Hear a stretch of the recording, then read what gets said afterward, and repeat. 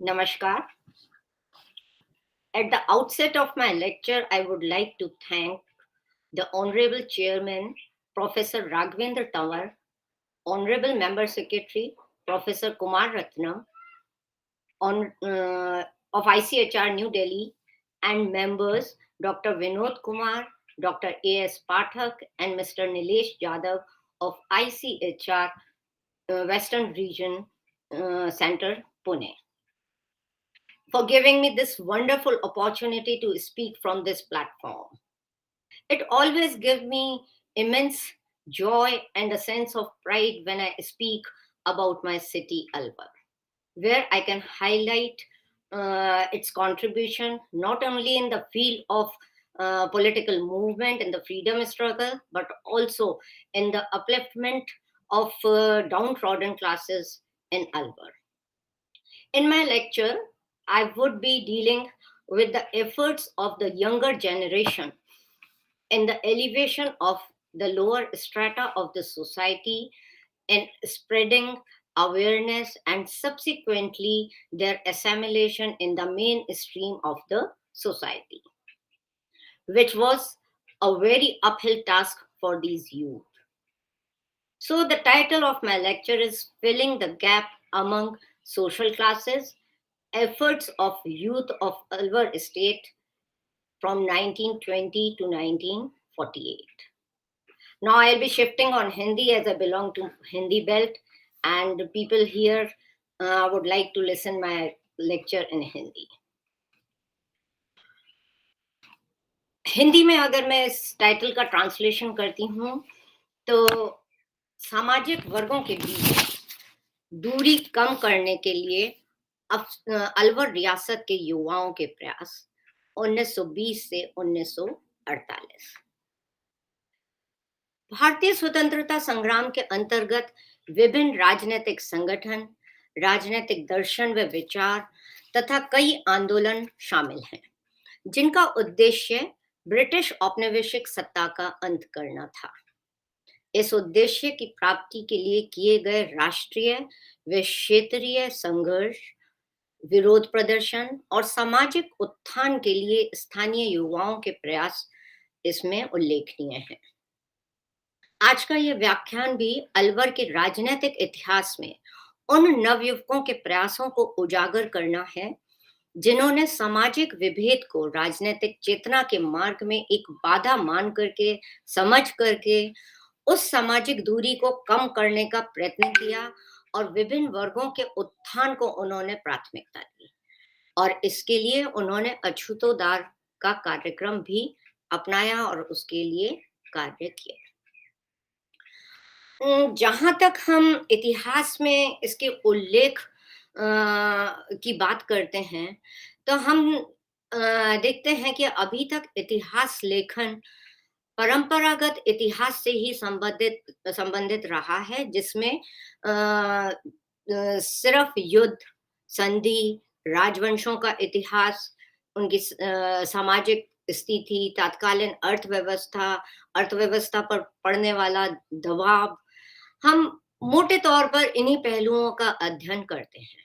पर 70 के दशक में कुछ परिवर्तन आया और इस परिवर्तन ने अध्ययन की एक नई दिशा दी, जहां अध्ययन का बिंदु अब उच्च वर्ग से सिमट करके अब निम्न वर्ग की तरफ और आम जन के संदर्भ में प्रारंभ हो चुका था।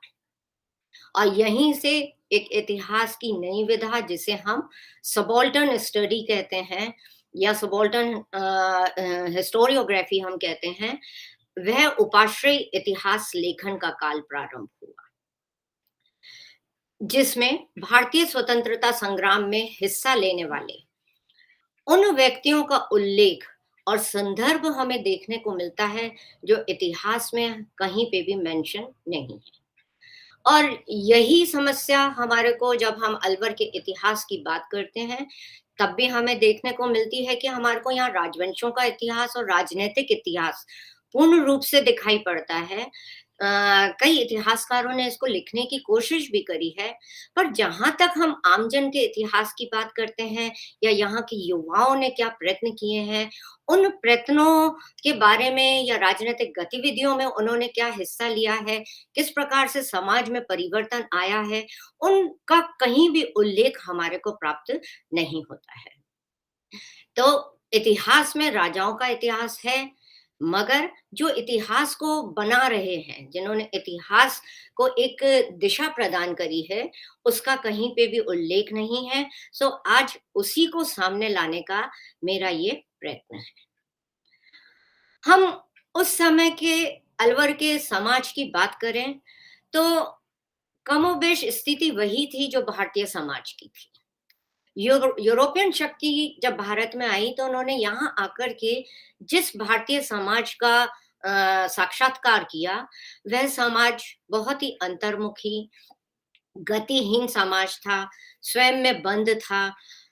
धीरे धीरे जब ब्रिटिश शासन के फलस्वरूप जो एक नया समाज विकसित हुआ, उसका दृष्टिकोण बिल्कुल ही अलग बदल गया।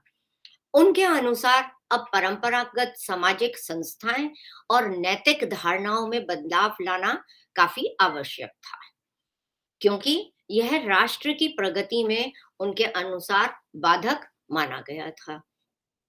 अतः नई सामाजिक आवश्यकताओं, नए संबंधों, नए समाज के सृजन और समाज में प्रचलित रूढ़ियां और पश्चिम शासन से उत्पन्न जो नई विचारधारा अब सामने आई थी, उसको भारतीय परंपरागत मूल्यों से किस प्रकार से जोड़ा जाए, वह मिलाने के लिए अब नए सामाजिक सुधार करना काफी आवश्यक प्रतीत होने लगा था। साथ ही साथ यह विचार भी जोर पकड़ने लग गया था कि जब तक एक राष्ट्र राष्ट्रीय भावनाओं के साथ साथ, यानी कि राष्ट्रीयता तो उसमें डेवलप हो गई है कि हमारा एक राष्ट्र होना चाहिए, एक एकता होनी चाहिए उसमें, राष्ट्र के लिए सबको जागरूक होना चाहिए, उसकी स्वतंत्रता के लिए प्रयत्न करना चाहिए। मगर अ, अब लोगों का यह मानना था कि कोई भी राष्ट्र राष्ट्रीय भावनाओं के साथ-साथ जब तक सामाजिक विषयों से उन्नत नहीं होता है, तब तक किसी भी राष्ट्र की सर्वांगीण और संपूर्ण उन्नति होना असंभव है या बिल्कुल ही अ, असंभव ही हमें प्रतीत होती है। अलवर के संदर्भ में हम बात करें, तो अलवर में इस राजनीतिक पटल का, जो भारतीय राजनीतिक पटल पर घटनाएं हो रही थी, उसका असर बड़ी ही तेजी से अलवर में होने लगा था। उसका कारण यह था कि अगर हम अलवर की भौगोलिक स्थिति को देखें, तो अलवर दिल्ली के पश्चिम में स्थित है और दिल्ली के समीप होने के कारण ही स्वतंत्रता आंदोलन के ज्वार से वह अछूता ही नहीं रह पाया, क्योंकि अलवर के काफ़ी यूथ्स दिल्ली जाते थे, दिल्ली की घटनाओं को आकर के यहाँ पे सुनाते थे। यहाँ के लोगों से उन अकाउंट्स का विवरण देते थे जो वो वहाँ देखते थे। तो अलवर में स्वतः ही एक प्रकार से राजनीतिक जागृति शुरू हो गई थी। और यह राजनीतिक जागृति का चिन्ह 1938 में कांग्रेस की स्थापना के साथ ही हमें मुखर होता हुआ नजर आता है। हालांकि गतिविधियां उससे पूर्व में ही प्रारंभ हो गई थी, परंतु कांग्रेस ने यहाँ पर एक प्लेटफॉर्म उसको प्रदान किया था। जब अलवर रियासत में उत्तरदायी शासन की जन इच्छा के को कांग्रेस ने उद्देश्य के रूप में अपना लिया था और बाद में प्रजामंडल ने इस कार्य को आगे बढ़ाया था। 1938 में कांग्रेस की स्थापना हुई है अलवर में और 1939 में प्रजामंडल आया है और 1940 में हम देखते हैं कि ये दोनों जने मिल गए थे, मर्ज हो गए थे और इन दोनों संस्थाओं ने फिर मिल करके ही कार्य करना प्रारंभ किया था। अलवर में सामाजिक चेतना और जागरण के चिन्ह हमें सामंतवाद और राजशाही के विरोधी संघर्ष के दौरान स्पष्ट रूप से दिखाई पड़ता है। It is to be noted here that Alwar was a princely state.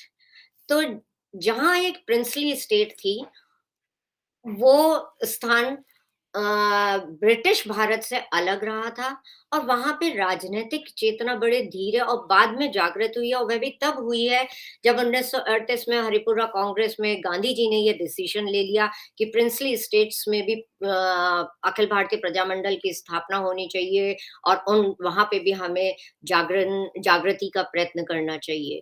तो जब इस तरह की भावनाएं राष्ट्रीय स्तर पर डेवलप हुई, तो प्रिंसली स्टेट्स जितनी थी वहां पे भी अपने अधिकारों के लिए संघर्ष मुखर होता हुआ हमें दिखाई देता है।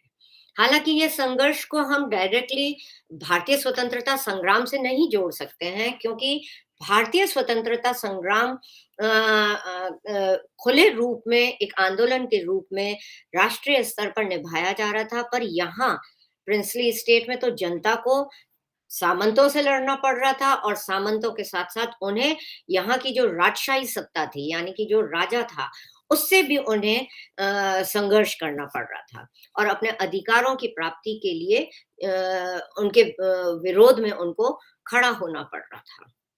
तो इस तरह से हमारे को ये संघर्ष जो है, वो दोनों एक दूसरे से घनिष्ठ रूप से जुड़े हुए दिखाई देते हैं। 19वीं और 20वीं सदी के उत्तरार्ध में 20वीं सदी के दूसरे दशक में सामाजिक जागरण के प्रयास अब काफी गतिशील हो गए थे, क्योंकि जैसे जैसे ब्रिटिश शासन के विरुद्ध राष्ट्रीय संघर्ष में व्यापकता और तेजी आई, वैसे वैसे संकीर्ण स्थानीय, प्रांतीय और जातिगत चेतना कमजोर होती गई। ऐसा नहीं था कि अलवर में सामाजिक जागरण एक अप्रत्याशित घटनाक्रम के रूप में सामने आया। अलवर में महाराजा जयसिंह जो कि 1903 में गद्दी पर बैठे थे, और 1903 से 33 तक का काल है इनका। इन्होंने समाज के जागरण में, राजनीतिक गतिविधियों में, और अलवर स्टेट की स्थिति को सुधारने के लिए काफी कार्य किए थे। तो महाराजा जयसिंह ने, शारदा एक्ट तो बहुत बाद में आया, उससे पहले ही उन्होंने अपने स्टेट में बाल विवाह और वृद्ध विवाह दोनों पर ही प्रतिबंध लगा दिया था, और उन्होंने विवाह की आयु भी लड़के के लिए 18 वर्ष और लड़की के लिए 12 वर्ष निश्चित कर दी थी। साथ में उन्होंने यह भी निश्चित कर दिया था कि अगर कोई जना ऐसा नहीं करता है, तो इसके न करने पर उनसे जुर्माना वसूल किया जाएगा।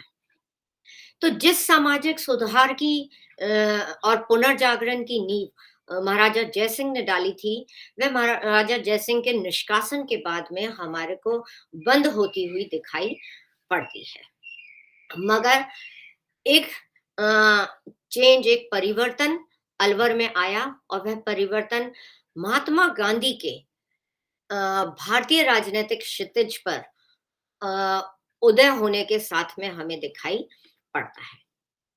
अलवर की जनता ने महात्मा गांधी को अपना मार्गदर्शक मान लिया था, और उन्होंने उनसे यह प्रार्थना करी थी कि उन्हें भारतीय क्षितिज पर, राजनीतिक क्षितिज पर बने रहना है, और ऐसा करने के लिए उनको, अगर वे वहां पे रहते हैं, तो अलवर की जनशक्ति को भी उनसे काफी प्रेरणा और उनके विचारों से वे प्रभावित होते रहेंगे।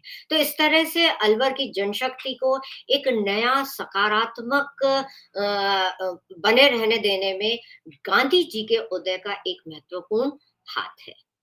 गांधी जी के जो समाज उत्थान के कार्यक्रम थे, वे भी अलवर की जनता को के मार्ग को प्रशस्त करने में काफी सहायक रही थी। गांधी जी ने जैसा कि कहा था कि अगर हिंदुस्तान की को सारी दुनिया को के लिए एक आदर्श स्वरूप स्वतंत्रता की स्थापना करनी है, या करना चाहता है भारत, तो इसके लिए हरिजनों, डॉक्टरों, वकीलों, शिक्षकों, व्यापारियों को नेक नियति के साथ किए गए दैनिक कार्य, जो भी वे कार्य कर रहे हैं, उस कार्य के लिए एक समान वेतन उनको देना होगा। और यदि छुआछूत को जड़ से नष्ट नहीं करते हैं, तो उनका गांधी जी का मानना था कि हिंदुत्व का भी नाश उसी प्रकार से होगा, जिस प्रकार से हम अपनी आंखों के सामने ब्रिटिश शासन का लोप होते हुए देख रहे हैं। उसका परिणाम यह निकला कि अलवर में समाज के वंचित वर्गों को ऊंचा उठाने के लिए कई समाज सुधारक, राजनीतिक कार्यकर्ता, युवा, आमजन, सब ने अपने प्रयास करने प्रारंभ कर दिए। गांधी जी के विचारों से प्रभावित होकर के और राष्ट्रीय स्तर पर इस मांग को देखते हुए कि समाज का उत्थान जरूरी है, ये आमजन, युवाजन, कांग्रेस, प्रजामंडल और हरिजन सेवक संघ के सदस्य बनने लगे और उसके सदस्य बनकर के जाति प्रथा, अछूतोद्धार तथा वंचित वर्गों के उत्थान के कार्यक्रम में लग गए। जैसा कि मैंने आपको बताया था कि मैंने अपने टाइटल का जो चयन किया है, वह इसी संदर्भ में किया है कि किस प्रकार से जो गांधी जी के प्रभाव से परिवर्तन आए थे, तो अछूतो उद्धार के लिए जो कार्य किए गए, उन कार्यक्रमों को मैंने अपने इस अध्ययन में लिया है और सामाजिक वर्गों के बीच में जो दूरियां बन रही थी, उस दूरी को किस प्रकार से इन युवाओं के प्रयासों से कम किया गया। और अल्टीमेटली हम देखते हैं कि ये मेन स्ट्रीम जो थी सोसाइटी की, उसमें इनका एसिमिलेशन भी होता गया है, वे उसमें शामिल होते गए हैं और समाज के में एक समान स्थिति में समाज को अंत में ला करके दिया। तो इसके लिए जो प्रयास किए गए, वो थे शैक्षणिक चेतना का प्रयास, सामाजिक न्याय का प्रयास, नागरिक अधिकार और स्वतंत्रता का प्रयास, इन वंचित वर्गों में, दलितों में सफाई अभियान की जागरूकता पैदा करना, ये सारे कार्य इन लोगों के द्वारा प्रारंभ किए गए। ना हम एक-एक करके इन प्रयासों का पे डिस्कस करेंगे। तो पहले मैं लेती हूँ कि शैक्षणिक चेतना के प्रयास किस प्रकार से किए गए। गांधी जी से तो अलवर का यूथ प्रभावित था ही, और गांधी जी कई बार ये कहते थे कि अगर मानवता को उन्नत करना है या मानवता को उन्नति की ओर हमें ले जाना है, तो समानता और भ्रातृत्व के आदर्श को हमें प्राप्त करना है। और इसके लिए हमारे को जो पूरा समूल जन समुदाय है, उसमें से कमजोर वर्गों को हमें ऊंचा उठाना है और उनकी जरूरतों की ओर मुख्य रूप से ध्यान देना है। और इसी पे अगर हम ध्यान देंगे और इस पर हम अमल करेंगे, उसके लिए हम प्रयास करेंगे, तभी हम इन वंचित वर्गों को ऊंचा उठा सकते हैं और तभी हम समाज का उत्थान कर सकते हैं। और इसके बगैर अगर कोई भी कार्य किया गया, तो सारे कार्यक्रम बेकार ही जाएंगे, क्योंकि वह समाज एक समान समाज नहीं होगा। तो गांधी जी के इन विचारों से प्रभावित होकर के अलवर के नवयुवकों ने युवक स्वयं ही अछूतो उद्धार के लिए सामने आए। और बाद में उन्होंने जैसे जैसे कांग्रेस के सदस्य वे बनते गए, उनके वृहत स्तर के कार्यक्रम वे पार्टिसिपेट उसमें करते रहे। अलवर में हरि नारायण शर्मा को सामाजिक नवजागरण का अग्रदूत माना गया है और कहा भी गया है। उन्होंने अपने उद्देश्य की प्राप्ति के लिए हरिजन सेवक संघ बनने के काफी पहले ही अस्पृश्यता निवारण मंच, वाल्मीकि संघ, आदिवासी संघ का निर्माण कर लिया था। उनके ये संघ जो थे प्रारंभिक रूप में अलवर के समीप राजगढ़ निजामत में कार्य कर रहे थे, जहां पे हरिजनों की शिक्षा के विकास और समाज में उनका स्थान बनाने के लिए उन्होंने एक हरिजन सेवा समिति का भी गठन कर लिया था। उनका यह कार्य, हरिनारायण शर्मा जी का यह कार्य आगे नथुराम मोदी, लक्ष्मण स्वरूप त्रिपाठी, इंद्र नारायण सिंह भार्गव और नारायण दत्त ने आगे बढ़ाया था। 1936 में हरिनारायण शर्मा ने जब अलवर के प्रधानमंत्री सीजी प्रायर राजगढ़ के दौरे पर आए, तो उन्होंने हरिजन सेवा समिति राजगढ़ की ओर से इन निम्न वर्गों में शिक्षा के प्रसार और जातिगत बंधनों को ढीला करने के लिए के उद्देश्य से कुछ मांगे उनके सम्मुख रखी थी। सबसे पहले तो उन्होंने ये कहा कि हरिजन शिक्षा के लिए अलग से राशि आवंटित की जाए।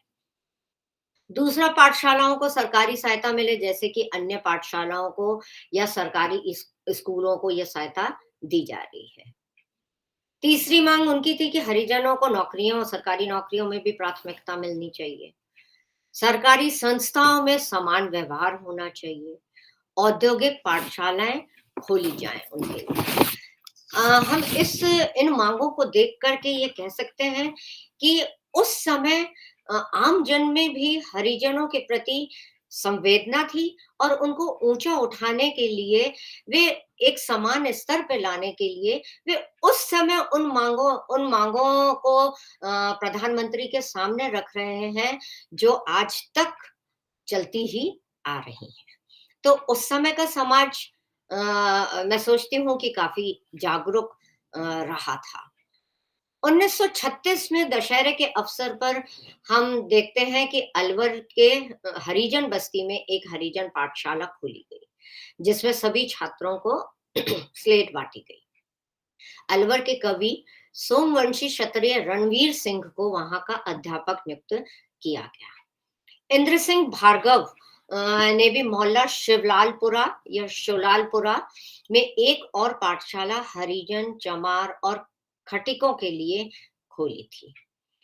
अछूत सेवा संघ स्थापित करने की भी उन्होंने, इंद्र सिंह भार्गव जी ने घोषणा करी थी, जिसके लिए अलवर कांग्रेस कमेटी के सचिव से उन्होंने प्रांतीय सेवा संघ अजमेर को एक पत्र लिखवाया था, ताकि उनको कुछ आर्थिक सहायता प्रांतीय स्तर पर प्राप्त हो सके। 1942 में हरिजन सेवक संघ की भी अलवर में स्थापना की गई और उसकी स्थापना का मुख्य उद्देश्य यही था कि वंचित वर्ग को भी राष्ट्रीय विचारधारा से जोड़ा जा सके। इस सेवा संघ में सभी आमजनों ने बड़े ही उत्साह से भाग लिया था और अब राजगढ़ के गुरु ब्रज नारायण आचार्य भी हरिनारायण शर्मा के साथ इस हरिजन सेवक संघ में जुड़ गए थे और अब उनका मुख्य ध्येय था कि इस वर्ग में शिक्षा प्रसार, मंदिरों में प्रवेश, अस्पृश्यता निवारण और सफाई के प्रति जागरूकता जैसे मुद्दों पर जागरूकता अभियान प्रारंभ किया जाए। 18 सितंबर 1941 को राजगढ़ के ही गोठ गांव में एक आश्रम की स्थापना की गई और इस आश्रम ने गांव में रात्रिकालीन स्कूल प्रारंभ किए। गांधी जी के रचनात्मक कार्यक्रम के अंतर्गत सूत कताई को भी वृहत स्तर पर अपनाया गया, चरखा चलाना भी अपनाया गया। अलवर राज्य में तो 1934 से ही खादी का प्रचलन हो गया था और ये खादी केंद्र जो थे वे आगे चल करके कांग्रेस की शक्ति का, राजनीतिक शक्ति के केंद्र बने थे। सबसे पहला खादी भंडार भी राजगढ़ में गौरी साहेब जैमन के द्वारा ही स्थापित किया था, जिसमें उमेदी लाल ब्राह्मण और जमुना लाल महाजन ने उनका काफी सहयोग किया था। दिसंबर 1943 में हरिजन सेवक संघ के शिक्षा प्रसार कार्यक्रम को अलवर में युवाओं ने अपना मुख्य ध्येय बना लिया था। इसके अध्यक्ष नारायण दत्त थे और नारायण दत्त ने अपने 2 शिष्यों शांति स्वरूप डाटा को हरिजन बस्ती और रामानंद अग्रवाल को होप सर्कल के कोलियों को शिक्षा देने के लिए चुना था, जबकि वे स्वयं यानी कि नारायण दत्त चमारपाड़ी गंगा मंदिर के आसपास के चमारों को पढ़ाने के लिए गए थे। यहाँ मैं ये बताना चाहूंगी आपको कि मैंने शांति स्वरूप जब मैं इस विषय पे कार्य कर रही थी अपना, तो मैंने शांति स्वरूप डाटा जो उस समय जीवित थे उनसे इंटरव्यू किया था। और उस इंटरव्यू में मुझे बहुत कुछ ऐसी बातें पता चली जो हमारे को लिखित एविडेंसेस तो वैसे ही नहीं मिले हैं और ना ही किसी किताब में हमें इस तरह का उल्लेख मिला है। तो जिस तरह के कार्यक्रम शांति स्वरूप डाटा और एक और यहाँ पे सेनानी हुए हैं महावीर प्रसाद जैन, इन दोनों का ही मैंने साक्षात्कार लिया था और दुर्भाग्यवश अब दोनों ही इस जग में नहीं है। पर मुझे इन दोनों के उससे तत्कालीन राजनीतिक स्थिति और किस तरह से यहाँ पे क्रांतिकारी कार्यक्रम अपनाए गए, समाज में जो क्रांतिकारी परिवर्तन हुए उसको किस प्रकार से इन्होंने संभव बनाया, इसके बारे में बहुत कुछ जानने को मिला और ये इन्फॉर्मेशन भी मुझे उन्हीं लोगों से प्राप्त हुई है। हरसाय गुप्ता ने लाल कुआं में एक पाठशाला खोली और उनके आग्रह पर राजऋषि कॉलेज के यहाँ का एक कॉलेज है जो आज भी विद्यमान है। उस राजऋषि कॉलेज के विद्यार्थियों ने घोड़ा फेर बस्ती की शिक्षा का उत्तरदायित्व स्वयं अपने ऊपर लिया था। लाला काशीराम ने स्लेट और पेंसिल देने का भार स्वयं पे लिया था ताकि बच्चे शिक्षा कार्य को अपूर्ण न रहने दें और शिक्षा के विकास से इन लोगों में सामाजिक एवं राजनीतिक जागृति और चेतना पैदा की जा सके। अलवर में चल रहे अछूतो उद्धार कार्यक्रम से प्रेरणा लेकर 10 मई 1946 को मौजपुर के स्कूल के प्रधानाध्यापक ने गरीब, असहाय और सामाजिक अधिकारों से वंचित वर्ग के लिए छात्रावास खोला, जिसमें सस्ते दामों पर उन्होंने भोजन, पानी, साबुन, तेल, नाई, धोबी और चारपाई तक की व्यवस्था करी। साथ ही विद्यार्थियों को हिंदी, उर्दू, संस्कृत पढ़ाने के लिए विशेष व्यवस्था की गई। 16 जनवरी 1947 को पंडित फूलचंद्र गोठड़िया के प्रयत्न से रामगढ़ में हरिजन पाठशाला खोली गई, जिसमें बड़ा ही आश्चर्यजनक लगता है कि उस समय रामगढ़ अभी भी एक छोटा कस्बा है और उस समय 22 छात्रों ने इस पाठशाला में अपना एडमिशन लिया था। रामगढ़ के स्थानीय हरिजन सेवक संघ के द्वारा स्लेट और पेंसिल का प्रबंध किया गया और यह निश्चित किया गया कि किशोरीलाल मास्टर और नंद किशोर विजय रात्रिकालीन कक्षाएं लेंगे, जिनमें हरिजन, खटीक, चमार और सभी कौम के बच्चे उसमें पढ़ेंगे। प्रारंभ में यह स्कूल वहां पे जीवाराम हरिजन के यहाँ खोला गया था, पर फूलचंद्र जी के आश्वासन देने पर कि स्कूल के लिए पक्का मकान अतिशीघ्र बनाया जाएगा और बाद में यह कार्य पूर्ण भी किया गया। शिक्षा प्रसार के इन कार्यक्रमों में न केवल युवाओं और बच्चों ने बल्कि वयस्कों और बुजुर्गों ने भी हिस्सा लिया और यह भागीदारी इसलिए करी कि उनको यह एक लालसा थी कि वे समाज की मुख्य धारा में स्वयं को समायोजित कर सकेंगे।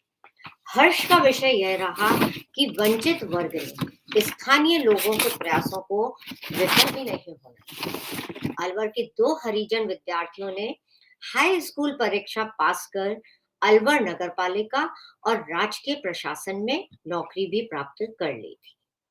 बिरला हरिजन स्कूल कोटपुतली के 3 हरिजन छात्रों ने हाई स्कूल की परीक्षा के लिए सरदार हाई स्कूल में प्रवेश पाकर वार्षिक परीक्षा उत्तीर्ण की थी। उनमें से एक ने तो 3rd रैंक हासिल करा था और यह तीसरा नंबर आने पर उस समय उन रूढ़िवादियों के मुंह उन्होंने बंद करा जिन्होंने उसके प्रवेश के समय काफी बाधा डाली थी। यह जो सरदार स्कूल था, ये उन सामंत लोगों के लिए सामंतों के बच्चों के लिए खोला गया था जो वहां पे शिक्षा प्राप्त कर रहे थे। तो उच्च वर्ग के द्वारा इस स्कूल में हरिजनों के एडमिशन लेने पर काफी बवाल हुआ था। परंतु जब ये रैंक और अच्छा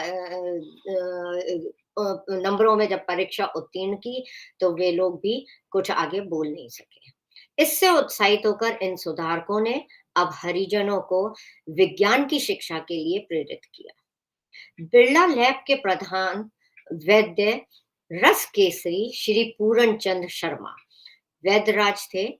इन्होंने अलवर में शक्ति आयुर्वेद भवन नाम की आयुर्वेद फार्मेसी स्थापित की थी, जिसकी औषधियों की प्रशंसा हमें बर्मा, मलाया, लंका तक सुनने को मिलती है।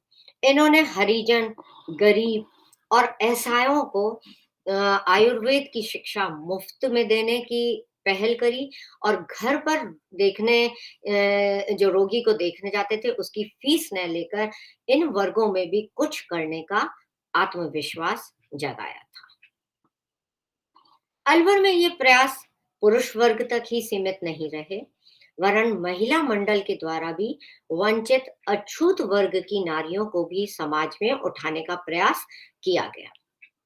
19 अप्रैल 1948 को अलवर राज्य महिला मंडल की बैठक में सभानेत्री शांति देवी गुप्ता ने प्रस्ताव रखा कि एक महिला स्वयं सेविका का दल बनाया जाए और पुरुषों की भांति महिलाओं को भी राष्ट्र निर्माण के लिए शिक्षा देना अपेक्षित और अनिवार्य कराया जाए।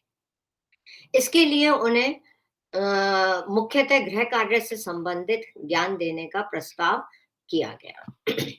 महिला मंडल के प्रयास से कस्तूरबा गांधी राष्ट्रीय स्मारक ट्रस्ट की ओर से चलने वाले शिक्षण केंद्र में वस्त्र विज्ञान, स्वास्थ्य एवं आरोग्य विज्ञान के साथ साथ इतिहास एवं भूगोल की शिक्षा स्त्रियों को देने का प्रावधान रखा गया, ताकि नारी गृहस्थी के देखभाल के साथ साथ देश के इतिहास एवं परंपराओं के माध्यम से राष्ट्रवाद की धारा में स्वयं के स्थान को पहचाने और अपना योगदान अंकित करें। स्त्रियों को आत्मनिर्भर बनाने के लिए 1 वर्ष के शिक्षण के पश्चात नर्सिंग, दाई का काम, बालवाड़ी में प्रशिक्षण पर भेजने का कार्यक्रम भी इसमें शामिल किया गया है। गांधी जी के रचनात्मक कार्यक्रम में ग्रामोत्थान योजना को देखते हुए प्रशिक्षण के पश्चात स्त्रियों को 3 वर्ष के लिए गांव में काम करना होगा, यह भी तय किया गया। शिक्षण काल में छात्रवृत्ति और काम के दौरान निर्वाह भत्ता इसी ट्रस्ट के द्वारा दिया जाना भी तय किया गया। तो इससे स्त्रियों को आगे बढ़ने में काफी सहायता मिली, क्योंकि उन्हें अब घर गृहस्थी की चिंता न करते हुए, उन घर वालों का पेट भरने की चिंता न करते हुए उन्हें अच्छी शिक्षा और ज्ञान अर्जित करने के काफी चांसेस मिले। इसके अतिरिक्त महिला मंडल द्वारा अनाथ विधवा स्त्रियों के लिए उद्योगशालाएं भी खोली गईं, जिसमें उनको निवाड़ बुनना, कातना, गुड़िया बनाना सिखाया गया और इन चीजों को बिकवा कर उन स्त्रियों को उचित पारिश्रमिक भी दिलवाया गया, जो उन्हें स्वावलंबी बनाने में काफी सहायक रहा। अलवर की अन्य निजामतों में भी कई स्त्रियां, मुख्यतः राजगढ़ में विद्या देवी, कमला देवी, सुशीला देवी, चांद देवी, इन महिलाओं ने महिलाओं के ही समूहों में जाकर के खादी के महत्व को समझाया, जो गांधी के स्वदेशी वस्तुओं के प्रयोग पर आधारित था। चरखा कातना, सूत का बुनना, खादी बुनना, ये जीवन के अपरिहार्य अंग के रूप में उन्होंने स्वीकारा। तो गांधी और इसके बाद उन्होंने जितना भी सूत कतता था और जो खादी के वस्त्र तैयार किए जाते थे, उसको उन्होंने यह नियम बनाया कि गांधी जयंती के अवसर पर वे खादी की प्रदर्शनी लगाएंगे। तो यह प्रदर्शनी अलवर के पुरजन विहार में और अलवर की गली-गली में आयोजित की गई थी, ताकि खादी के महत्व को स्थापित किया जा सके और लोगों में स्वावलंबी बनने का, स्वदेशी वस्तुओं के प्रयोग का एक मैसेज भी वे दे सकें। नेक्स्ट हम बात करेंगे कि इन वंचित वर्गों को सामाजिक न्याय और समानता के लिए क्या-क्या अवसर इन युवाओं ने प्रदान करे और किस प्रकार से उन्हें सामाजिक न्याय दिलवाया। स्वराज्य या जनता के राज्य का अर्थ प्रत्येक मनुष्य को बराबर के अधिकार व विकास का पूर्ण अवसर मिलना चाहिए। ये विचार अलवर राज्य के कैलाश बिहारी रायजादा, जो एडवोकेट थे, उनके थे, जिन्होंने हरिजन कल्याण के उद्देश्य से ही कार्य करना प्रारंभ किया था। बाद में हरिजन सेवक संघ के वे अध्यक्ष भी बने थे। अलवर में हरिजन सेवा के जनप्रतिनिधि के रूप में उन्होंने आम जन में जागरूकता बढ़ाई और मांग की कि हरिजनों और अछूतों को अन्य जातियों के समान सब नागरिक और नैसर्गिक अधिकार प्राप्त होने चाहिए। उनको वेशभूषा, आभूषण, सवारी, विवाह संबंधी रीति, सार्वजनिक स्थान, कुओं, तालाबों, घाटों, नलों, इन सब से लाभ की स्वतंत्रता प्राप्त हो। सरकारी स्कूल में उनको प्रवेश मिले, मंदिर में प्रवेश की स्वतंत्रता हो और इसके विरुद्ध जो भी कार्य करे उसके लिए दंड का प्रावधान होना चाहिए। उनके इन विचारों से अलवर के उच्च वर्ग में परिवर्तन के चिन्ह नजर आने लगे। 1923 में हरिनारायण शर्मा ने अपने परिवार का मंदिर हरिजनों के लिए खोलकर वैचारिक परिवर्तन और चेतना बढ़ाई और इससे वे अन्य लोगों के लिए प्रेरणा के स्रोत भी बने। 23 मई 1938 को चमार जाति के द्वारा दिल्ली दरवाजे के बाहर गंगा मंदिर में गंगा मेले का आयोजन किया गया, जिसमें आम जनता ने उत्साह से भाग लिया। सच्चिदानंद के प्रयत्नों से राजगढ़ में भी हरिजनों उद्धार का कार्यक्रम अपनाया गया और इस कार्यक्रम के अंतर्गत उन्होंने कुओं से पानी लेने, मंदिर में प्रवेश के प्रति जागरूकता अभियान चलाया और साथ ही समाज सुधार करने के, यानी कि समाज सुधार में मुख्य रूप से जो करा गया कि वह शराबबंदी और सफाई अभियान भी उन्होंने अपनाया। अन्य रियासतों के घटनाक्रम भी अलवर में परिवर्तन, अलवर के उच्च वर्ग को या अलवर समाज को परिवर्तन के लिए तैयार कर रहे थे। मई 1946 में ठाकुर झिलाए ने गंगौरी बाजार के मंदिर को सार्वजनिक रूप से खोल दिया, जिसमें हरिजन और सभी जातियां प्रवेश कर सकती थी। यह झिलाए जयपुर की 12 कोठरियों में से एक है। इससे प्रभावित होकर के अलवर के केडलगंज के मंदिर में दीपो उत्सव के दौरान गोवर्धन पूजा में अन्नकूट का आयोजन किया गया और इस अवसर पे ब्राह्मणों ने खाना बनाया और परोसा तथा हरिजनों के साथ में मिलकर के खाया, जिसका एक सीधा संदेश जा रहा था कि जातिगत दूरियां अब कम हो रही हैं। मुंडावर के महादेव प्रसाद ने कर्णिकोट में अपने गोपाल मंदिर के द्वार हरिजनों के लिए खोल दिए। दिसंबर 1946 के अंतिम दिनों में श्री राम लक्ष्मण मंदिर में हजारों आमजन ने हिस्सा लिया और हरिजनों के साथ में बैठ करके मिल करके भोजन लिया। और यह कार्यक्रम आपस में मिल करके भोजन का यह कार्यक्रम न केवल अलवर में ही वरन तिजारा, बहरोड, पानसूर, माजरी आदि गांव में भी किया गया। फूलचंद गोठड़िया ने घोषणा भी करी कि जिस भगवान के मंदिर में हरिजनों के जाने से मूर्ति अपवित्र हो, उस मंदिर में हम कभी भी नहीं जाएंगे। 2 फरवरी 1947 को त्रिचनापल्ली का कावेरी तट पर स्थित श्री रंगनाथ स्वामी मंदिर, जो दक्षिण भारत का मुख्य वैष्णव मंदिर है, हरिजनों के लिए खोल दिया गया।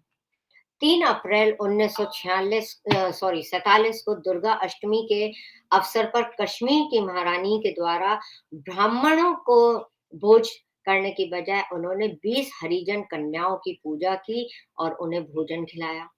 जुलाई में ग्वालियर नरेश ने युवराज की वर्षगांठ पर हरिजनों को सारे अधिकार दिए और स्वतंत्रता अन्य जातियों के समान देने की घोषणा करी। तो हरिजन समायोजन के इन प्रयासों को देखते हुए अलवर में भी यह हुआ कि तिजारा में शरद पूर्णिमा का महोत्सव के अवसर पर हरिजन पाठशाला में लाला घासी राम जी महाजन के सभापतित्व में यह पूर्णिमा का मिल करके हर्षोल्लास के साथ यह त्योहार मनाया गया। इसमें जो प्रसाद था वह हरिजनों के द्वारा बनाई गई खीर थी और जिसको सब में बांटी गई और सभी लोगों ने इस प्रसाद को ग्रहण किया और बाद में जलपान की भी व्यवस्था थी और मिल करके यह जलपान किया गया। आपसी तालमेल और विश्वास को बढ़ाने के लिए गोपाल शरण, फूल सिंह, स्वामी शंकरानंद और हरिजनों ने भाषण भी दिए और विचारों का आदान प्रदान किया। अप्रैल 48 में अलवर में ठाकुर रघुनाथ जी ने पंडित दुर्गा प्रसाद के हाथों अपने यहाँ हरि कीर्तन का आयोजन किया, जिसमें हरिजनों को भी निमंत्रित किया गया और उनको फिर सम्मिलित भी किया गया।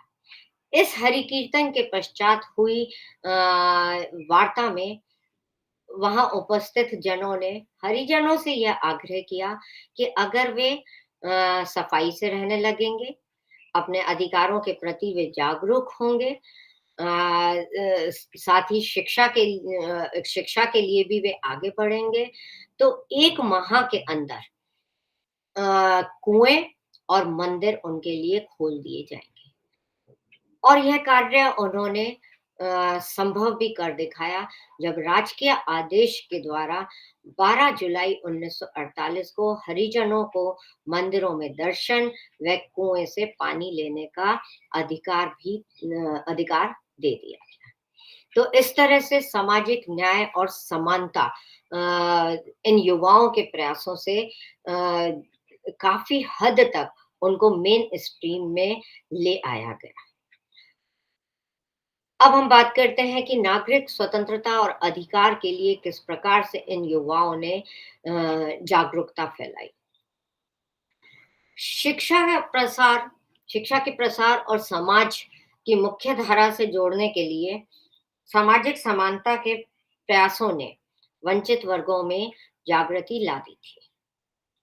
अलवर राज्य के द्वारा हरिजनों के मानवीय और सामाजिक अधिकारों को सुरक्षित रखने के लिए राजकीय कर्मचारियों में उनके लिए स्थान भी सुरक्षित रखे गए थे और ये इस आमजन की और युवा जन की बहुत बड़ी जीत थी कि उन्होंने अपने प्रयत्नों से नौकरियों में उनके लिए स्थान सुरक्षित रखवा दिए थे।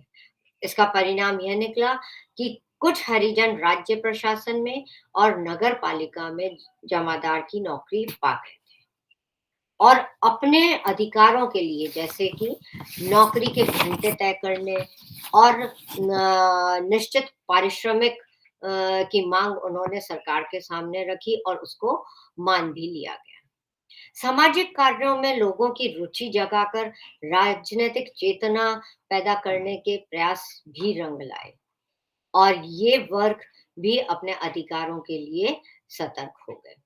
जनता के दबाव के फलस्वरूप हम देखते हैं कि 1 अप्रैल 1939 को म्युनिसिपल बोर्ड के सदस्यों की नियुक्ति निर्वाचन के आधार पर करने का जब निर्णय लिया गया, तो हरिजनों ने और अन्य वर्गों ने खुल करके अपने मतों का प्रयोग किया और रामचंद्र उपाध्याय को सब उपसभापति के पद पर जिताया, जबकि मुस्लिम लीग के बशीर अहमद और अन्य निर्दलीय सदस्य तानसेन गवैया पराजित हुए। यह जनता की सफलता थी, जिसमें हरिजनों का पूरा सहयोग रामचंद्र जी को मिला था। 12 अप्रैल 1942 को रामचंद्र जी उपाध्याय अलवर की वाल्मीकि मंदिर में हरिजनों की विशाल सभा को संबोधित करते हुए उन्होंने शराबबंदी और शिक्षा के विकास पर जोर दिया। इसी सभा में मास्टर भोलानाथ, जो प्रजामंडल के सदस्य थे, उन्होंने हरिजनों को एकजुट होकर अपने अधिकारों को प्राप्त करने के लिए प्रोत्साहित किया। तो राजनीतिक क्षेत्र में भी इन आमजनों ने ये कोशिश करी कि वे राजनीतिक अधिकार अपने प्राप्त कर सकें और उसका प्रयोग भी करें। ऐसा नहीं कि सिर्फ कहने के लिए और देखने के लिए उनको ये अधिकार दे दिए थे, बल्कि उनके इन अधिकारों की, क्योंकि अब वे भी जागरूक हो गए थे अपने अधिकारों के प्रति, तो उन्होंने भी इसका खुल करके अपने पक्ष में निर्णय लेने के लिए सरकार को कई बार बाध्य भी किया। अब अलवर राज्य की निजामतों में हरिजन सम्मेलन राज्य के साथ विभिन्न मुद्दों के टकराव पर जनमत बनाने के लिए आयोजित किए जाने लगे, और यह इन युवाओं का एक बहुत बड़ा कार्य था, क्योंकि समस्त निजामत को, यानी कि अलवर के जितने भी बड़ी बड़ी निजामतें थी, जैसे मुंडावर है, लक्ष्मणगढ़ है, कटुमर है, राजगढ़ है, रामगढ़ है, खेड़ली है, तिजारा, बानसूर, तो ये इतने बड़ी-बड़ी निजामतों में हरिजन सम्मेलन आयोजित करना, यह आम जन की एक बहुत बड़ी जीत थी, क्योंकि वे अ, इन मुद्दों पे, जो हरिजनों से संबंधित मुद्दे थे, उन मुद्दों पर राजकीय स्तर पर सम्मेलन आयोजित कर रहे थे, और उसके लिए जनता उनको सहयोग भी दे रही थी। आम जन भी इसमें शामिल थी, सिर्फ युवा ही नहीं, आम जन भी इसमें सम्मिलित हो गए थे। परस्पर संघर्ष का जो प्रमुख मुद्दा था, वह बेगार था। जो राज्य के ठिकानेदारों, माफीदारों और कामदारों के द्वारा हरिजनों, चमारों, खटीकों से कभी शिकार के लिए, तो कभी अनाज कुटाई के लिए, कभी कुओं से पानी भरने के नाम पे, कभी अनाज पिसाई, फसल कटाई, इन सब के नाम पर वसूल कर लिया जाता था, और जबरदस्ती लिया जाता था, इसीलिए इनको लाग बाग भी कहा गया है। बेगार तो जो परिश्रम जो इनसे कराया जाता था, जिसके बदले में कुछ नहीं दिया जाता था, और लाग वे कर थे जो किसी भी कार्यक्रम के नाम पे इन निम्न वर्गों से वसूल की जाती थी। जैसे अनाज कुटाई के लिए एक मन पर 20 सेर अनाज ये जागीरदार ले लेते थे। कुओं पर पानी भरने के नाम पर 3 रुपए वसूल लिए जाते थे। फसल कटाई पर 65 मुट्ठी अनाज लाग के रूप में इनसे ले लिया जाता था। मौजपुर का कामदार हरिजनों से बिगाड़ लेते थे और उन्हें मजदूरी भी नहीं देते थे। रामजी लाल को जब इस चीज का पता चला, तो उन्होंने इसे अन्यायपूर्ण बताते हुए इन हरिजनों से और दलितों से यह विनती करी कि वे अब विनती नहीं, सॉरी, अपील करी कि वे इस तरह की बिगाड़ देना ही बंद कर दें। बिगाड़ के लिए वे वहां उपस्थित ही नहीं हुए। परिणामतः जब मौजपुर के ठिकानेदार कर्नल अमर सिंह के कामदार ने हरिजनों से उनके सुअरों की चराई पर जबरदस्ती पैसे वसूल किए तो समस्त हरिजन हड़ताल पर चले गए और उन्होंने आम सभा कर अपने विरोध को दर्ज भी कराया। सरकार ने उनको धमकाया भी, इन जागीरदारों ने उनको काफी धमकाया भी, परंतु इस डराने और धमकाने का उन पर कोई असर नहीं हुआ और वे इस विरोध में आम सभा करते रहे और वे हड़ताल पर बने रहे। अंततः कामदार को ही पैसे उस जो जबरदस्ती वसूले थे सुअरों की चराई पर, वह उसको लौटाने पड़े। इसी तरह से राजगढ़ के गोविंद देव मंदिर का गुसाई, जो सुरेर का माफीदार भी था, का बाग कोलियों की बस्ती के पास में स्थित था और वह हमेशा कोलियों को बिगाड़ देने के लिए मजबूर करता था और अगर वो बिगाड़ नहीं देते थे तो कहता था कि मैं पानी ही नहीं दूंगा। पानी न देने पे उनको धमकाता रहता था।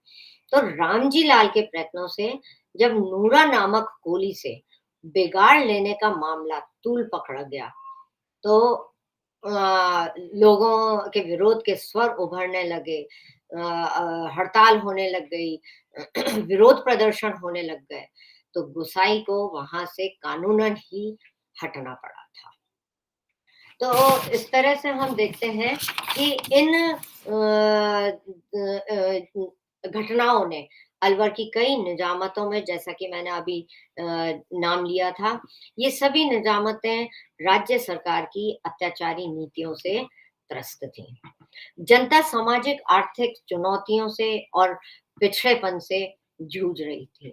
आर्थिक असमानता का मुद्दा भी संघर्ष का बहुत बड़ा कारण बना था।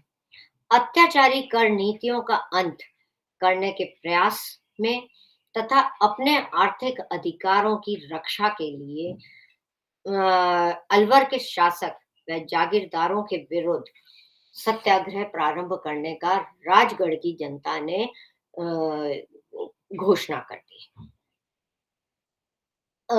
उन्होंने सरकार को चेतावनी दी कि सरकार गलती पर है और यह चेतावनी एक नोटिस के माध्यम से दी गई थी और उसमें यह कहा गया कि सरकार गलती पर है, जिसने हमें हमारे स्वशासन, हमारे धंधों, हमारी खेती, हमारी हस्तकला, इन सब से वंचित किया हुआ है और हमारे ऊपर अनुचित और भारी कर लगा दिए हैं, जो कि काफी अन्यायपूर्ण है और जिसने हमें भिखारी बना करके रख दिया है। अतः उन्होंने कहा कि हमारे लिए अच्छा यह होगा कि हम सत्याग्रह करें और स्वराज को प्राप्त करें या फिर इसे पाने के लिए अपने जान ही दे दें और या फिर इसके लिए हम अपनी जान दें बजाय कि हम जबरदस्ती इन लोगों के कहने पर अपना कठिन परिश्रम भी करें और जिसके बदले में हमारे को किसी भी प्रकार की कोई सहायता या हमारे को कोई भी लाभ नहीं मिले। तो वंचित वर्गों को अपने अधिकार दिलाने के लिए अलवर के नवयुवकों ने प्रजामंडल के साथ मिलकर के किसान सम्मेलन और जागीर माफी सम्मेलन आयोजित करने प्रारंभ किए, जिसमें उन्होंने मुख्यतः मांग रखी थी किसानों को भूमि का हक मिले और जागीरदारों द्वारा छीनी गई जमीन उन्हें पुनः दे दी जाए। भूमि पर उनको लैंड होल्डिंग मिले, न कि उनको टेनेंट मान लिया जाए। इसी तरह से फॉरेस्ट लैंड जो खालसा भूमि के अंतर्गत शामिल कर ली गई थी इन सामंतों के द्वारा या राज्य सरकार के द्वारा, तो सबसे ज्यादा कष्ट जो हो रहा था वह पशु के चराए जाने पर हो रहा था। तो उन्होंने कहा कि हमें पशु चराई के लिए जबरदस्ती में लाग देनी पड़ती है, इसलिए पशु चराई के नियमों में भी ढील की जाए। और जो दूसरा एक और मुख्य मुद्दा उन्होंने कहा वह ये कि जागीरदारों के द्वारा ली जाने वाली लाग, बाग, बेगार, भेंट, इन सब को बंद किया जाए। सरकार द्वारा इन लाग बागों को भेंटों को रोकने का प्रयास भी किया गया इसके लिए उन्होंने लाल बाग को गैर जमानती ठहराया, पर कोई भी कानून इस पे ऐसा निश्चित नहीं बनाया जिसके आधार पर यह परिवर्तन हमेशा के लिए या लाग बाग वसूल करनी हमेशा के लिए बंद हो जाती है। इसी तरह हम देखते हैं कि भैरोड़ के गांव दासोद दासोद में कुंवर सालम सिंह के सभापतित्व में 21 मार्च 1947 को एक हरिजन सम्मेलन हुआ, जहां लाला काशीराम, बद्री प्रसाद, भवानी साहेब शर्मा, कैलाश बिहारी और रामजी लाल ने हरिजनों में शराब की समस्या को उठाया और उनको राजनीतिक रूप से देश के साथ जुड़ने के लिए शराबबंदी करने के लिए उकसाया, ताकि वे स्वयं के साथ साथ अपने परिवार और समाज में सुख शांति स्थापित कर सके और देश की सेवा में स्वयं को अर्पित कर सके। इस सभा में कई हरिजन बच्चों ने भाषण भी दिए। 1946 में अंग्रेज पॉलिटिकल एजेंट व अलवर नरेश की नीतियों के विरुद्ध उत्तरदायी शासन और जन भागीदारी की मांग पर फिर एक आंदोलन अलवर में शुरू हुआ था। अब चूंकि अल्पसंख्यक वर्ग जो था या ये वंचित वर्ग जो था अपने अधिकारों के लिए जागरूक हो चुके थे, इसलिए इन लोगों ने जगह जगह पर हड़ताल कर दी। सरकार का दमन चक्र भी चला और जो एक नई चीज अब गांधी जी से प्रभावित होकर के इन्होंने इस वर्ग ने अलवर में शुरू की गई है कि सरकार की नीतियों के विरुद्ध अब जेल भरो आंदोलन प्रारंभ किया जाए।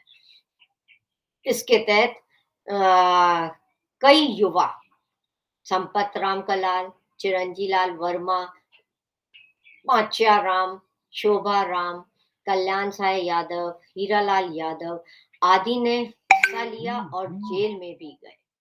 हालात तो यहाँ तक पहुंच गए थे कि जेल में जगह ही खत्म हो गई थी, पर युवकों का आंदोलन नहीं खत्म हो रहा था। आगे बढ़ करके वे अपनी गिरफ्तारियां दे रहे थे। तो ऐसी स्थिति में लोगों को जंगल में छोड़ा गया था। जब इस तरह राजनीतिक स्थिति में जागरूकता आ रही थी, अपने अधिकारों के लिए संघर्ष चल रहे थे, वहीं एक नई चीज द्वितीय विश्व युद्ध के दौरान सरकार ने प्रारंभ करी और वह था वॉर फंड।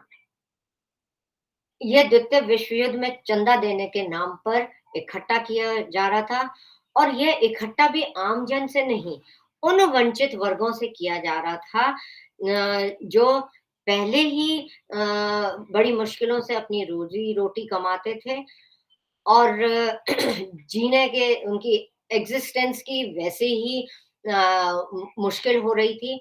ऐसी स्थिति में इस वॉर फंड के माध्यम से जो चंदा इकट्ठा किया जा रहा था वह और भी तकलीफ देह हो गया था और इसमें स्पष्ट रूप से यह घोषणा कर दी गई थी कि यह वॉर फंड समाज के वंचित वर्गों से ही वसूल किया जाएगा।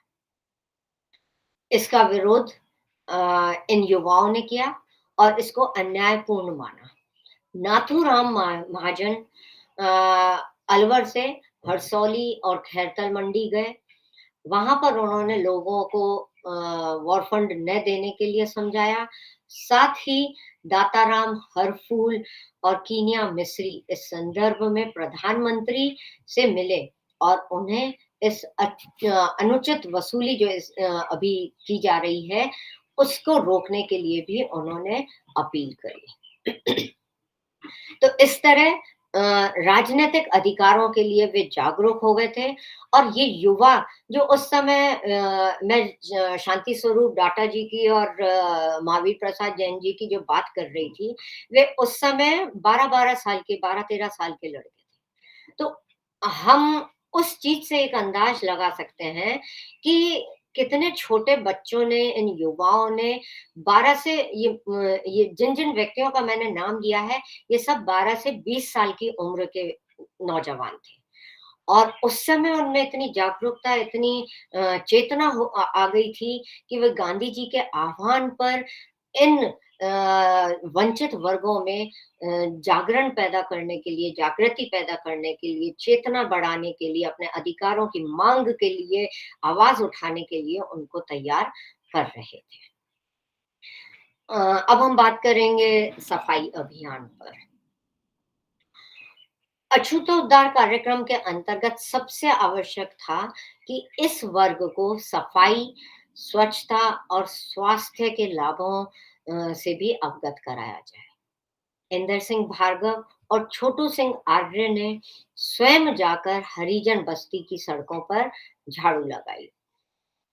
आर्य समाज के कार्यकर्ता छोटू सिंह आर्य के साथ इन बस्तियों में वातावरण शुद्धि के लिए जाकर के हवन करवाते थे, उनके साथ में जलपान करते थे, पानी पीते थे, ताकि उनका नैतिक स्तर ऊंचा उठ सके। छोटू सिंह जी ने हरिजन उत्थान के उद्देश्य से 9 मार्च 1936 को एक सभा का आयोजन किया, जिसमें दलित उद्धार के नाम से उन्होंने पर्चे बांटे और सफाई कार्यक्रम में जन भागीदारी के लिए उन्होंने आह्वान किया। हरिनारायण शर्मा, रामजीलाल अग्रवाल, हरिनारायण सैनी ने लाल कुआं, तीचकी मोहल्ला और घोड़ा फेर की नालियों की सफाई करी।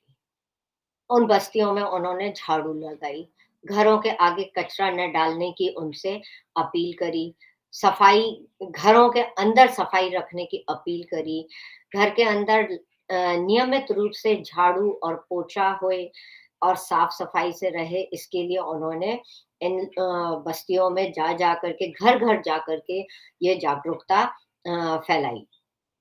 इन बस्तियों में उन्होंने नहाने के और कपड़े धोने के साबुनों को भी बाँटा और उन्हें सिखाया कि साफ बर्तन में पानी पीने का रखने से और पीने से किस प्रकार से स्वस्थ जीवन बिताया जा सकता है।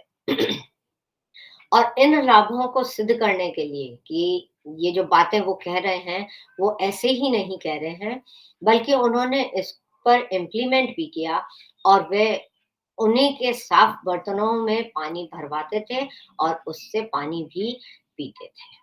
शांति स्वरूप जी ने मुझे बताया कि इन बस्तियों में जाकर उन्होंने इनके बर्तनों की सफाई करी थी और उनको मांजा था और फिर उनके बर्तनों में पानी भर करके रखा और दूसरे दिन भी वे जा करके उसी बर्तन से पानी पीते थे।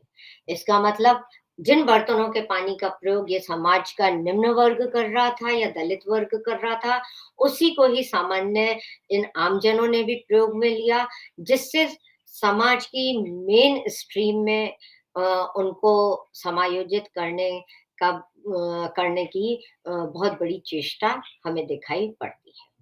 महावीर प्रसाद जैन ने बताया था कि वे अखैपुरा क्षेत्र में जाकर के सफाई करते थे, झाड़ू लगाते थे, नालियों की भी सफाई उन्होंने करी और उन्होंने रोज नहाने के महत्व को उनको बताया और अन्य लड़कों के साथ में जाकर के वहां पे नहाने के साबुन और कपड़े धोने के साबुन भी बांटे और जाकर के बच्चों को वो कहते थे कि मैंने नहलाया भी, ताकि सफाई का महत्व और साफ रहने से किस प्रकार मन भी शुद्ध होता है, साफ रहने से कैसे घर का वातावरण शुद्ध होता है, यह चीज भी उन्होंने इस चीज का महत्व भी उन्होंने वहां जाकर के समझाया था। तो इस प्रकार अलवर में जो ये कार्यक्रम अपनाए गए थे, जो दलित उत्थान का या अछूत उद्धार के जो ये कार्यक्रम अपनाए गए थे, सुनने में हमें बड़ा आसान लग रहा है कि इन युवाओं ने वहां जाकर के ये कार्य किए और लोगों को समझाया। लोग आसानी से मान भी गए। पर जब मैं इन लोगों से बात कर रही थी और कृपा दयाल माथुर भी यहाँ के एक बहुत बड़े पॉलिटिकल एक्टिविस्ट रहे हैं और उनकी फैमिली के ही मेंबर्स से जब मैं उनके बच्चों से जब बात कर रही थी, तो उन्होंने ये बताया कि हमारे को सनातनी हिंदुओं से बड़ी धमकियां मिलती थी और जो कट्टरपंथी थे, उनसे बहुत धमकियाँ हमारे को मिलती थी और वे ये कहते थे कि हम शहर में आप आसानी से रह नहीं सकेंगे, हम घूमना-फिरना आपका यहाँ पे प्रतिबंधित कर देंगे, इस तरह की उनको धमकियाँ भी मिली। परंतु ये इन युवाओं का ही प्रयास था कि वे अपने मार्ग पे अडिग रहे और उन्होंने इस प्रकार के कार्य को संभव बनाया। तो अलवर में अछूतोद्धार का ये कार्यक्रम काफ़ी चुनौतीपूर्ण रहा। जिस प्रकार नवयुवकों ने हरिजनों को और अन्य वंचित वर्गों को समाज की मुख्य धारा से जोड़ने के लिए जो कार्यक्रम अपनाए थे, उसकी प्रतिक्रिया काफ़ी तीखी रही। रियासत के जागीरदार मंडल, सनातनी हिंदू, हिंदू सभा और अन्य कट्टरपंथियों ने इसे आसानी से स्वीकार नहीं किया था। हालात ये थे कि गृह मंत्री कुंवर रघुवीर सिंह, नागरिक आपूर्ति कमिश्नर महेश चंद्र जोशी और कस्टम कलेक्टर रूप नारायण ने सनातन धर्म के नाम पर कटले के व्यापारियों से पैसे इकट्ठे करे थे और उनका योजना थी कि वे ऐसे लोगों को बुला करके भाषण यहाँ पर दिलाएं।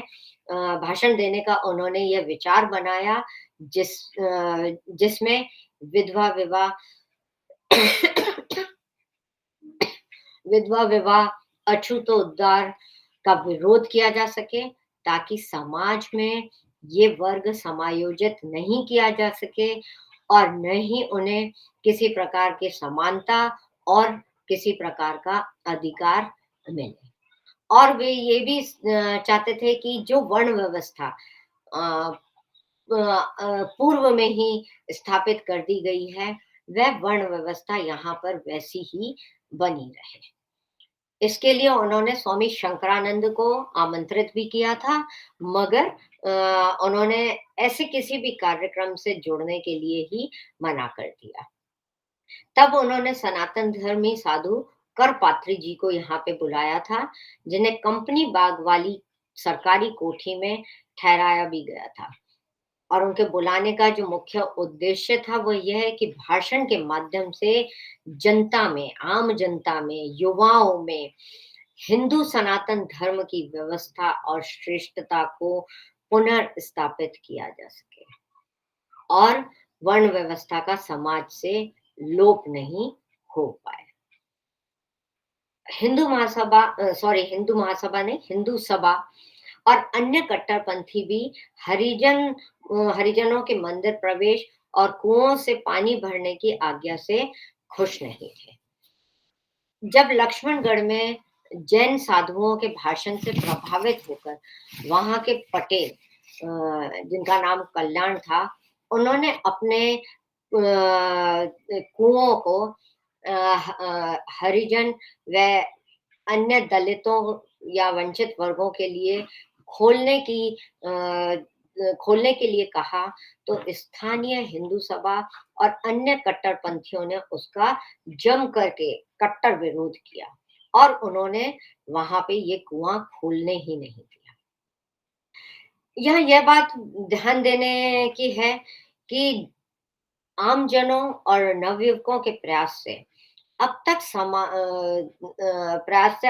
जो समाज था वह समानता के विचार से प्रभावित हो चुका था और आम जन ने पटेल के इस कार्य की निंदा करी और कहा कि धर्म नष्ट हो जाने के बहाने से इन्होंने एक शुभ कार्य से हिंदुओं को अलग रखने की कोशिश करी है।